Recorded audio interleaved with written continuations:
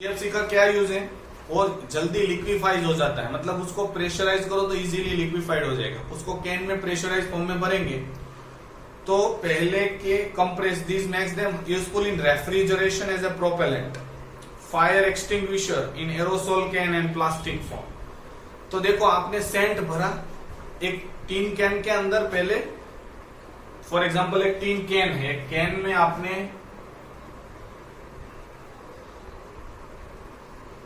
ऐसी बोतल है, इसमें आपने अपना सेंट भरा डिओड्रेंट, और उसके अंदर ये सीएफसी भी प्रेशराइज फॉर्म में भर दिया, मतलब ये सब लिक्विड फॉर्म में है। प्रेशराइज करोगे तो लिक्विड फॉर्म में इजीली हो जाएगा। अब जैसे ही इसको प्रेस करोगे आप तो यहां से थोड़ा सा होल रखेंगे तो वहां से स्प्रे होगा। क्यों? क्योंकि लिक्विड स्टेट में जो आपने गैस का एलपीजी का बोतल देखा होगा, खोलोगे तो कैसा निकलता है, गैस फटाफट निकलता है ना। तो ये प्रोपेलेंट के फॉर्म में है। प्रोपेलेंट मतलब फटाफट बाहर निकालने के लिए। तो रेफ्रिजरेटर में, एसी में जो गैस होता है, जो कूलेंट का काम करता है, उसको बाहर निकालने के, रिलीज करने के लिए हम लोग सीएफसी का इस्तेमाल करते थे। अब नहीं करते, अब तो फ्रेओन आ गया है।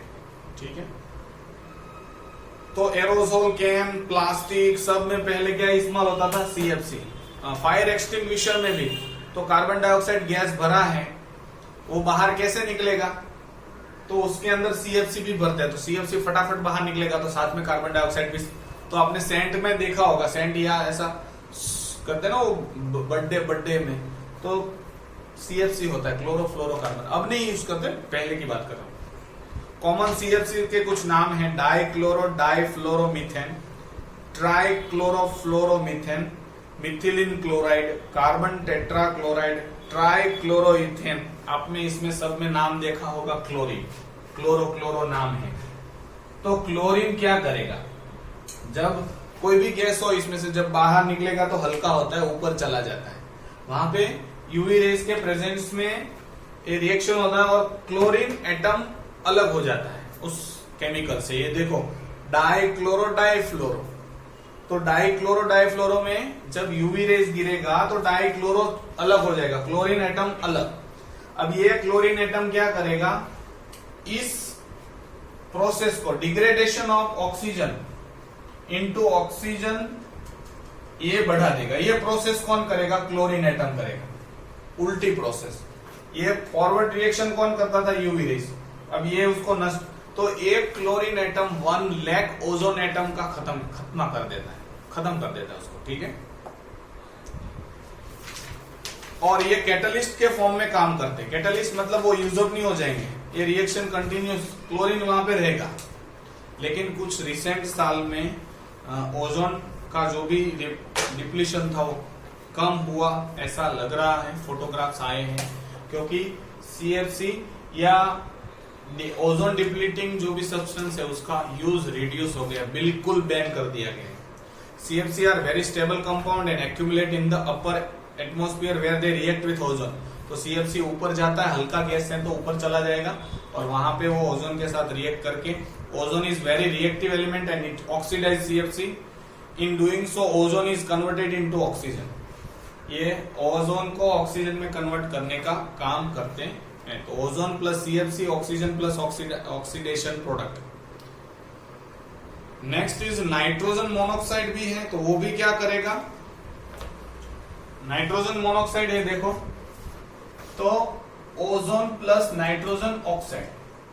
अब क्या होगा? इसमें से एक ऑक्सीजन नाइट्रोजन के साथ चला जाएगा और नाइट्रोजन डाइऑक्साइड बन जाएगा। तो नाइट्रिक ऑक्साइड जो है वो भी डेंजरस है, जो ओजोन का खात्मा कर रहा है।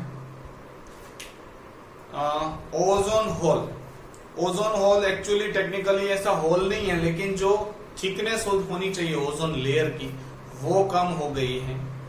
ठीक है, होल नहीं है, लेकिन जो लेयर की थिकनेस होनी चाहिए, इतनी ओजोन की लेयर फॉर एग्जांपल 1 मीटर की थी तो आधे मीटर की हो गई, इसको हम लोगों ने ओजोन लेयर नाम दे दिया, सॉरी ओजोन होल नाम दे दिया।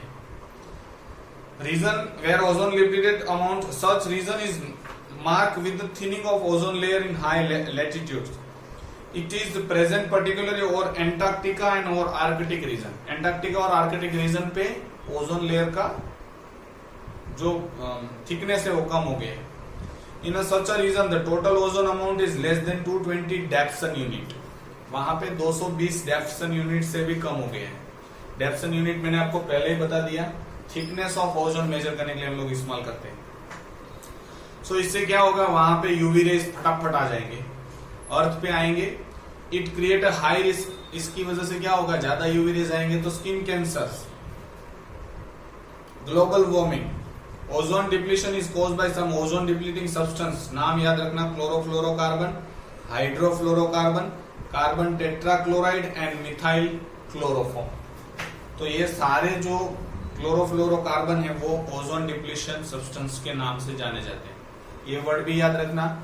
Ozone day, world ozone layer preservation day 16 सितंबर को होता है। ओजोन लेयर को बचाने का दिन है। Protection of ozone layer by air condition and refrigerator equipment that do not use HC hydrochlorofluorocarbons or as a refrigerator. तो जो भी रेफ्रिजरेटर या एसी है, एयर कंडीशन में यूज होने वाला है, वहां पे हम लोग ये यूज ना करें, ना CFC यूज करें, ना HFC, कुछ भी यूज ना करें। While disposing of old refrigerator and air condition, make sure it should be done in recycling yard as they contain ozone depleting substance। अगर आपके घर में फ्रीज व्रीज टूट जाता है या जो ओल्ड है हम लोग कहीं पे भी थ्रो कर देते हैं, उसका गैस का बोतल, ऐसा नहीं करना चाहिए। यहाँ पे रेफ्रिजरेटर को रिसाइकलिंग यार्ड में भेजना चाहिए, ताकि अगर वहां के लोगों को पता चले कि यहाँ पे CFC वाला बोतल है तो उसको आराम से अलग से कर दे। By aerosol and product that do not use FC और CFC एज ए प्रोपेलेंट। ऐसे एरोसोल मतलब जो सेंटमेंट आते हैं या बर्थडे में जो हम लोग उड़ाते हैं, ऐसे खरीदे जिसमें CFC क्लोरोफ्लोरोकार्बन या हाइड्रोक्लोरोफ्लोरोकार्बन वाला ना हो, propellant. While repairing on servicing or air condition, make sure that ozone depleting substance is properly recovered or recycled instead of being released in the atmosphere। जब हम लोग रिपेयरिंग करने जाए या रिपेयर करवाने जाए एयर कंडीशन या बोतल फिल करवाने जाए, तो ऐसा ना हो कि वो गैस एटमॉस्फेयर में रिलीज हो जाए। ठीक है, वेस्ट जो भी है वो उसको ध्यान से एटमॉस्फेयर में रिलीज नहीं होने देना। Regular inspection of equipment can prevent or minimizing leakage of ODS। Regular हम लोगों को चेकअप करवाना चाहिए एसी का या फ्रिज का कि उसमें से गैस लीकेज तो नहीं है। Next is the Montreal protocol. The amount of ozone in atmosphere begin to drop sharply 1980s में। 1980 में ऐसा पता चला कि ओजोन लेयर का जो थिकनेस है वो कम हो रहा है। तो ozone extend over the entire Antarctica. In 1987 में 27 इंडस्ट्रियलाइज कंट्रीज साइन, 27 कंट्रीज ने एक साइन किया था मॉन्ट्रियल प्रोटोकॉल। इंटरनेशनल एग्रीमेंट था, उसमें क्या था, freeze CFC production at the 1986 level, कम कर दिया जाए CFC वाला production. Phase out the use of ozone depleting substance. जो ओजोन डिप्लीटिंग सब्सटेंस यूज करने वाले हैं, जितने भी इक्विपमेंट है उसको फेज आउट किया जाए, मतलब जब्त किए जाए और उसकी जगह पे नए दिलवाए जाए। Help the developing countries to implement the use of alternative to CFC। Development, ये तो डेवलप कंट्री थे, अब डेवलपिंग कंट्री जो हैं उनको ये मदद करेंगे डेवलप कंट्री कि CFC की जगह पे कोई और गैस इस्तेमाल करें। If ozone depleting chemicals had not been banned in 1980s, the ozone hole would have been 40% bigger till now। 1980 में अगर ये बैन नहीं किया होता तो आज 40% ओजोन लेयर और डिप्लीट हो गया होता। ठीक है, जब तब था उससे 40% बिगर, उससे भी 40% bigger. Montreal protocol is regarded as the one of the most important global treaties. आज तक इतिहास में सबसे बड़ी और सबसे सक्सेसफुल कोई भी जो ट्रीटी है, मतलब ऐसे रूल्स जो सबसे बहुत ज्यादा प्रभावित किया है, वो है Montreal protocol. Now ozone layer is showing sign of recovery. Its appearance annual over Antarctica and has stop growing bigger every year. तो वहां पे रिकवरी का चांसेस हो रहा है। क्यों? क्योंकि यूवी रेज की वजह से अपने आप ओजोन फॉर्म हो जाती है। और उसके फोटोग्राफ्स भी टेक्स्ट बुक में दिए हैं। 2015 का थोड़ा कम हो गया है ऐसा लग रहा है, उसका जो डार्कनेस है मतलब सॉरी जो कलर है ब्लूइश कलरनेस वो कम हो गए। It will takes a decade before the hole start to shrink. कितना 10 साल से भी ज्यादा वक्त लगा उनको थोड़ा सा सुधार करने में। So you can imagine the way it can damage to the things that can going on. तो ये सुधार में बहुत वक्त लगेगा। Next is setting standard. तो अब जो हम लोग पढ़ने वाले हैं वो इंजन के लिए है। तो जिनकी फैक्ट्रियां हैं जो इंजन बनाते हैं वो कंपनी है, उनके लिए कुछ रूल्स हैं। Setting standard, euro vehicular standards. तो यूरोप में चलने वाले वेहिकल के लिए जो कुछ यूज होता है। अभी देखो आपने शायद एक्टिवा 5G वो उनका सेलिंग बंद हो गया है, अब 6G आया है। तो उसमें क्या डिफरेंस है? कुछ डिफरेंस नहीं है। वो जो पॉल्यूटेंट इमिशन करता था इंजन उसको कम कर दिया गया, ऐसा इंजन टेक्नोलॉजी आई है, तो पुराने वाले को बंद कर देंगे। Euro standard were introduce in 1991 with Euro 0 for passenger car and 1992 with Euro 1 for commercial vehicle. तो 1991 में यूरो 0 चालू किया था, कार के लिए था। उसमें ऐसा कंडीशन रखी जाती है ऐसे इंजन ही बनाए जाए जो मैक्सिमम इतना पॉल्यूशन करे, ठीक है, उसका रूल्स होता है। तो वो हर बार जब टेक्नोलॉजी की वजह से इंजन बनाने की जो टेक्निक बदलती है, कम पॉल्यूशन फैलाने वाले इंजन बनेंगे, तो वो पुराने वाले जो भी हैं उसको स्टॉप करके नए वाले इंजन बनाने वाली मशीनरी को एक कंपनियों को खरीदना पड़ता है। All types of car and commercial vehicles sold in the Europe are subjected to strict limit on the emissions of pollutant and on evaporative emission from the fueling system। तो यूरोप में तो बहुत स्ट्रिक्टली लागू किया गया है। India में आज तक भी चलते हैं, यहाँ पे तो आप देखते होंगे कि वो रिक्शा, छकड़ो रिक्शा या किसी का भी बाइक कितना धुआं निकाले तो भी कोई प्रॉब्लम नहीं। वहां पे फॉरेन में ऐसा नहीं चलता Europe, right. Euro standard have helped meet the emission standard. Now all new diesel cars and all new trucks are fitted with particular filter. तो जो भी कार और डीजल है उसमें फिल्टर फिट करना पड़ेगा। Euro 5 and Euro 6 regulation revised the current emission limit for the motor vehicle. तो उन्होंने एमिशन जो व्हीकल में से निकलने वाला धुआं है उसका जो इमिशन है पार्ट्स पर मिलियन वाला और रिड्यूस कर दिया गया है। Improving air quality by reducing vehicular polluting. तो इसके कुछ ऑब्जेक्टिव्स हैं स्टैंडर्ड्स के, सेटिंग स्टैंडर्ड के। तो क्या होगा, एयर क्वालिटी बढ़ाएंगे, अच्छी करेंगे बाय वेहिकल का पॉल्यूटेंट कम करके। Setting harmonised rule on construction of motor vehicle.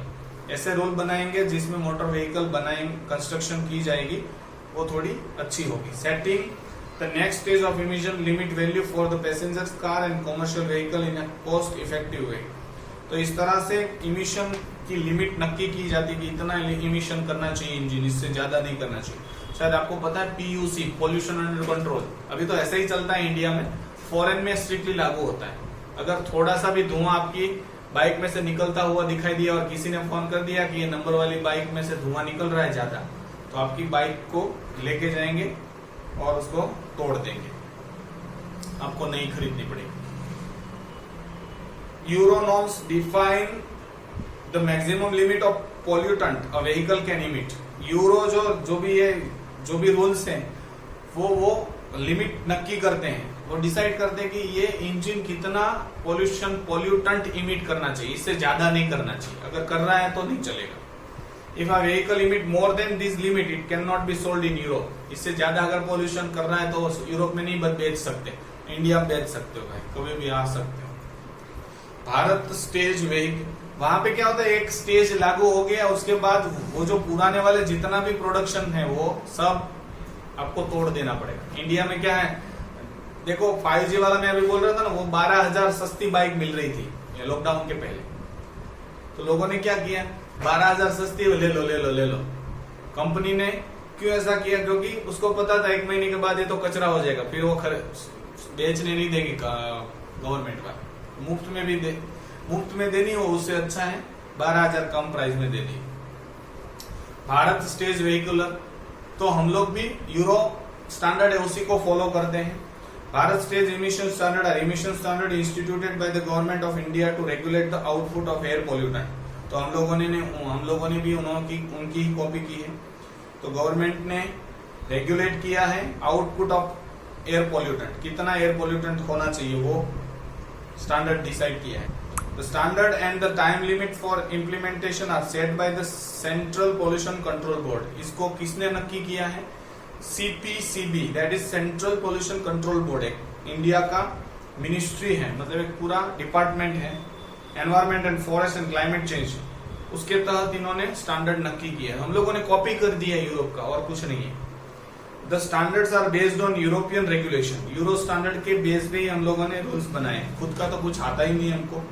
These were first introduced in 2000, पहले हम लोगों ने 2000 में वो भारत यूरो 0 वाला 2000 में अप्लाई किया है। All new vehicle manufactured after the implementation of norms have to be compliant with the regulation. इनका सबसे पहला क्या था, मैन्युफैक्चर जो थे कंपनी, उन्होंने सबने कंप्लेंट की भाई ऐसा नहीं चलता है कि इतना इमिशन वाला इंजन कैसे बनाए, थोड़ा महंगा आएगा, लेकिन प्राइस भी गवर्नमेंट बढ़ाने नहीं देती। Bharat stage 3 norms have been enforced across the country since October 2010। देखो वहां पे यूरो स्टैंडर्ड 6, अब तो 8 आ रहा है, 8 या 9 चल रहा है, अभी भी हम लोग 5-6 में ही है। तो 2010 में तीसरा लगाया इन 13 मेजर सिटी, वो भी सिर्फ सिटी में। फिर चौथा लगाया 2010 के अप्रैल से, तो 2010 तक तो ये 3 ही चला, 2010 में अप्रैल में 4 आया, अभी भी 5 चल रहा है I think so. But now till 2016 the government of India has announced that the country would skip the 5 and adopt euro 6। तो 5 तो हम लोगों ने लागू ही नहीं किया है, नहीं करेंगे। 2016 के बाद हम लोग सीधा 6 पे जंप लगा रहे हैं 2020 में। Some of the main features of Bharat stage क्या है? Phasing out of 2-stroke engine for 2-wheeler। 2-wheeler में 2 गियर वाली जितनी भी बाइक है उसको उठा दी जाए, मतलब निकाल दी जाए, और गवर्नमेंट उसको फेज आउट कर देगी, जब्त कर लेगी। Introduction of electronic controls, electric bike का इंट्रोडक्शन इंडिया में किया जाए। Stopping of production of car releasing more pollutant like Maruti 800, जो ज्यादा पोल्यूशन फैलाते हैं ऐसे कार का प्रोडक्शन बंद कर दिया जाए, लाइक मारुति 800 बंद हो गई है, क्योंकि उस जो रूल्स हैं यूरो 5-6 भारत 6 आ गए हैं सेम टू सेम, तो वो इसमें वो मतलब पास नहीं हो, फेल हो गई, क्योंकि ज्यादा इमिशन कर रही है पॉइजनस गैस। तो इस तरह से हम लोगों ने effect of pollution on environment हम लोगों ने पूरा चैप्टर किया, बहुत सिंपल एंड इजी था। Thank you and have a nice day.